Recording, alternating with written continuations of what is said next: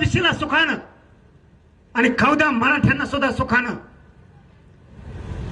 हिंदुत्वाच्या जीवावरती गरीब ओबीसीचं आणि गरीब मराठ्यांचं वाटोळा करणाऱ्या दलालांनी जरा थांबा. खाऊ द्या आम्हाला गरीबाच्या ओबीसीला आणि गरीबाच्या मराठ्याला. आरक्षणातून आम्ही पुढे जातोय. तुमच्या राजकारणापायी हे आरक्षण चॅलेंज कर, ते कर. तुम्ही आमचं प्रत्येक वेळेस वाटोळा करत राहिलं तर मी सुद्धा थांबत नसतो. मी 1994चा JR सुद्धा चॅलेंज करल. मी सगळं आरक्षण चॅलेंज करल. कारण संविधानानं दिलेलं आरक्षण हे वेगळं आणि अध्यादेशावर जिवंत असणारं आरक्षण वेगळं. तुमचं नंतरचं आरक्षण हे फक्त एका अध्यादेशावरती जिवंत आहे, लक्षात ठेवा. अध्यादेश जर चॅलेंज केला ना तुम्हाला तिन्ही तळात कोणी राहणार नाही, लक्षात ठेवा. मी हे मुद्दाम सांगतोय कारण तुमची चळवळ माझ्या लक्षात येते.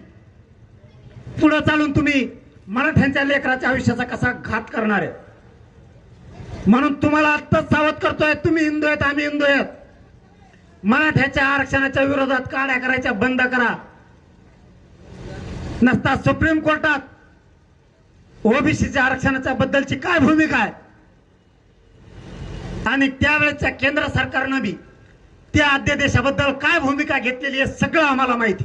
तुम्ही फक्त बडा बोलता आणि मी फक्त माझ्या डोक्याने चालतोय. माझ्या नादी लागलं ना मी कार्यक्रमच लावतोय.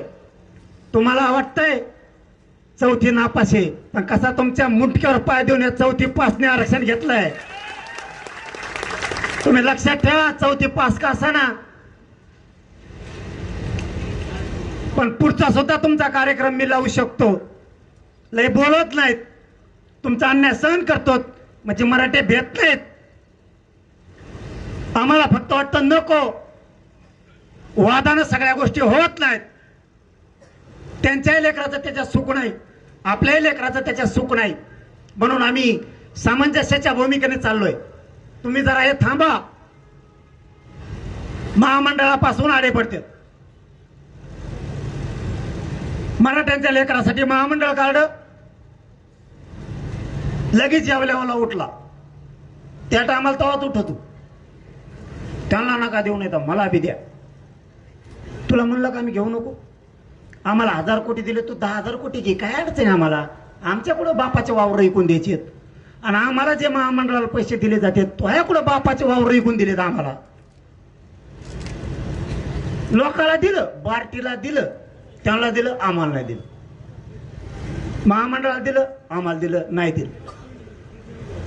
नुसते जळके. आमच्या सारखीतून लेकर आमचे सुधारायला लागलेत, शिकायला लागलेत, मोठे व्हायला लागलेत. सारथीला निधी देऊन द्यायला आम्ही तुमचा कधी आडीला आणि आपली उपसमिती तर काही कामातूनच गेलेली. कुठं तरी आशा लागल्या होत्या, विखे पाटील साहेब चांगला माणूस आहे, आम्ही पाठ थापडली. निबार पठ्ठ्या लागला म्हणलं, आता निबार दिसतो भीती असा खापक्याची खापक्या एवढा मोठा म्हणलं निबार लागला. आता गडी, आता काय मागं पुढं बघत नाही गडी. देव कुस्तीत निबार दिसतोय पहिलं आणि फक्त काय बोलत आहेत एवढंच कळत नाही, बाकी त्यांचं सगळं कळतंय. निवार गडी लागलाय म्हणलं, कसला अवस्था देऊ दे पुढून पाडणारच आहे खाली. त्याला मराठ्याचे हार होऊ देणार नाही विखे पाटील, कारण मराठ्याचे हार झाल्यावर त्यांना मराठा म्हणून घ्यायची लाज वाटल. उपसमितीवरती जबरदस्त माणूस बसलाय, JR काढलाय, नाव कमवतील. JR काढला, उपसमितीचा अध्यक्ष कुठे मिळत लागाल. ते नुसतं जलसंधान उकरीत आहे. उकडून पोकल्या आणल्या तर कोणाच्या आवाड्यात टाकी देत उकरीलं. उपसमिती ही गोरगरिबांच्या प्रश्न सोडवण्यासाठी स्थापन केलेली. उदाहरणार्थ एखाद्या प्रकरणात जर समिती नेमली गेली तर त्या समितीचं काम असतं त्या प्रकरणाच्या निगडीत सगळ्या गोष्टी बाबी संबंधित सरकारला अहवाल देऊन सरकारच्या निदर्शनास आणून द्यायचे. आमची समिती काय करते? महामंडळाला किती पैसे आहेत समितीला माहित नाही. समितीचा अध्यक्ष कोण? विखे पाटील साहेब. सारथीला किती बजेट आहे माहित नाही. सारथीमध्ये किती योजना होत्या का बंद केल्या उपसमितीच्या अध्यक्षाला माहित नाही. परदेशात पोरं 75 जात आहेत, आकडा 40 वर आणला का उपसमितीच्या अध्यक्षाला माहित नाही. NMS योजना का बंद केली अध्यक्षाला माहित नाही. व्याज परतावे पोरांच्या महामंडळामार्फत का येत नाहीत उपसमितीच्या अध्यक्षाला माहित नाही. LY का बंद आहेत महामंडळाचे उपसमितीच्या अध्यक्षाला माहित नाही. शिंदे समितीला मुदतवाढ दिली. शिंदे समितीने 6 महिन्यात किती नोंदी शोधल्या मंत्रिमंडळाच्या उपसमितीच्या अध्यक्षाला विखे पाटलांना माहित नाही. किती प्रमाणपत्र दिले उपसमितीच्या अध्यक्षाला काहीच माहित नाही. किती व्हॅलिडिटी थांबल्यात मंत्रिमंडळाच्या उपसमितीच्या अध्यक्षाला माहित नाही. वा, हे तुमचं राजकारण. सातारा संस्थाचा JR कधी काढायचा पुण्याचा आयुक्त साहेबांनी विचारलं. आयुक्त साहेबांनी सांगितलंय हो विखे पाटील साहेब ध्यानात ठेवा, सांगतोय सत्य. पुण्याच्या आयुक्तांनी सांगितलं पाटील अहवाल माझ्याकडे रेडी आहे. मला शिवेंद्रराजे साहेबांनी आणि शंभूराजे साहेबांनी सांगितलंय अहवाल तयार करायचा. मी अहवाल तयार करून ठेवलाय, का घ्यायचा नाहीये. राज्य मंत्रिमंडळाच्या उपसमितीच्या अध्यक्षाला सातारा संस्थांचा अहवाल घेऊन सातारा संस्थांचा गॅझेटियरचा का JR काढायचा नाही. त्याच्यात 15 लाख नोंदी आहेत. 15 लाख नोंदीतून 42 लाख मराठा फक्त पश्चिम महाराष्ट्राला एकटा आरक्षणात जातोय. का JR काढत नाहीत. हैदराबाद गॅझेटियर याचा JR काढला. प्रमाणपत्र किती वाटप झाले, किती अर्ज आले हे उपसमितीच्या अध्यक्षाला माहितच नाहीये.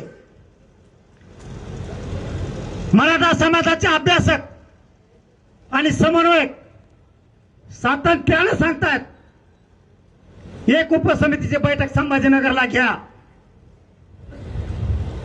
त्या विखे पाटलाला वेळच नाहीये. समितीचा अध्यक्ष व्हायचंय, फक्त समाजाचे प्रश्न समजून नाही घ्यायचे.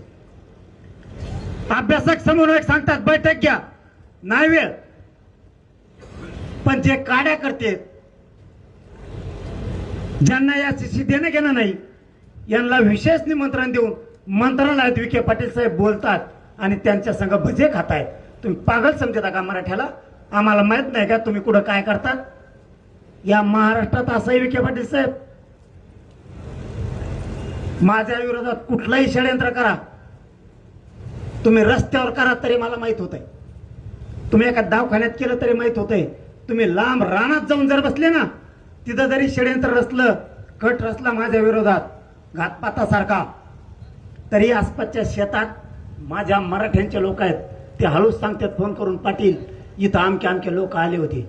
तुम्ही मंत्रालयात कोणाला पण भेटा, मला अगोदर माहित होतं कोण समन्वयक आहे, कोण अभ्यासक आहे आणि कोण कोणाला कोणत्या मंत्र्याकडे कशासाठी घेऊन गेलंय.